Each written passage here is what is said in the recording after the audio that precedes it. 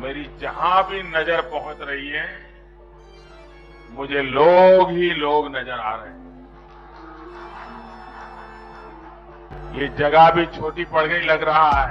आम आदमी मास्क ना पहने तो फाइन, उसकी रोजी रोटी छिन गई तालाबंदी के कारण। मगर नेताओं की रैलियों पर कोई रोक नहीं है।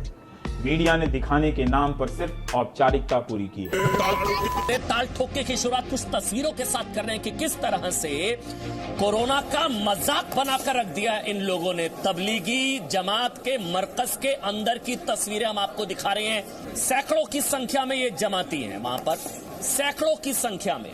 मतलब बच्चा बच्चा समझ रहा था कि सोशल डिस्टेंसिंग जरूरी है। इन लोगों को समझ में नहीं आ रहा था कि आज जो कहा जा रहा है कि देश में सामुदायिक संक्रमण का खतरा बढ़ गया है, ये वो बताने वाली तस्वीरें हैं। देश को खतरे में डालने वाली तस्वीरें हैं, सबकी जान को खतरे में डालने वाली तस्वीरें हैं। ये पूरे हिंदुस्तान की संकल्प शक्ति पर बट्टा लगाने वाली तस्वीरें हैं। ये कैसे जमातियों ने देश विरोधी हरकत की। मरकज में जमा हुए जमातियों के झुंड आप इन तस्वीरों में देख सकते हैं। जितना खून आज तमाम हिंदुस्तानियों का खौल रहा है, पूरे देशवासियों का इन तस्वीरों को देखकर यकीन मानिए खून खौल रहा है। कोरोना कैसे फैला, ये लापरवाही नहीं, एक तरीके का षड्यंत्र क्यों ना कहा जाए इसको। क्या एक षड्यंत्र है? दिल्ली को इटली बनाने की षड्यंत्र है, साजिश है क्या ये? क्या ये जानबूझकर किया जा रहा है?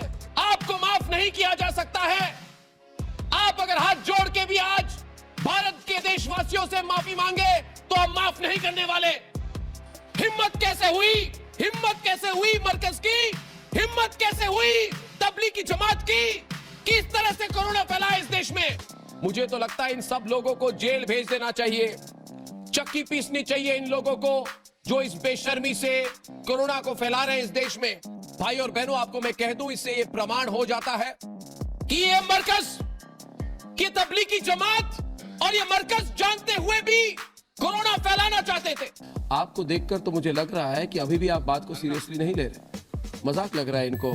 नतीजा ये हुआ कि अच्छे भले लोग भी सब्जी किससे खरीदनी है, बाल किससे कटवाना है, इसके लिए उसका मजहब पूछने लगे।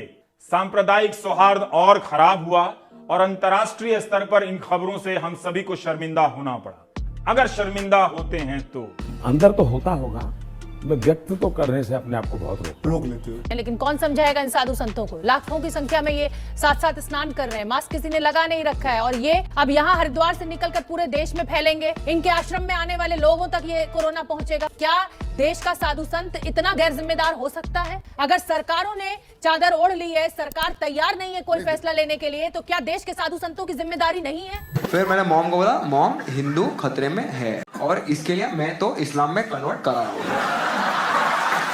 नहीं, आप अपना देख लो। ये सुबह शाम खतरे की जिंदगी मुझे तो नहीं चाहिए। वैसे भी हमारा क्या है, हम तो फकीर आदमी हैं, झोला उठा के। हद पार मत कीजिए।